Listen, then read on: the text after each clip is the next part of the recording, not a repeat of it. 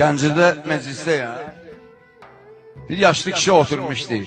Atadan da orada meyxana deyildi, anadan da. Mənə bir dənə qayıtdı, dedi, həmin yaşlı kişi ki, dedi, Məşdağılı balası. Bunu meyxana ilə deyirsiniz də, bütün şairlər də yazır. Ata belə, ana belə. Sən meyxana ilə, qəzəllə deməklə. Sənin aləmində ana güclüklə həyatdır. Kişi, ata da yəni. Dedim, əlbəttə ki, anladım, fikirləşmirəm. Dedi, nəyə görə deyirsən bu sözü? Dedim, bilsən nəyə görə deyir? Biz kişilər dedim, qarnımız ağrıyanda nahadı qaçırır rəxətxanaya. Ancaq analarımız 9 ay dözür, saxlayır orada, qaçmır. Səndən dastan yazsam yenə az olar. Çəkmisən min əzab, əziyyət ana. Səni görən gözlər heyrətdə qalar. Başım çox çəkibdir müsibət ana.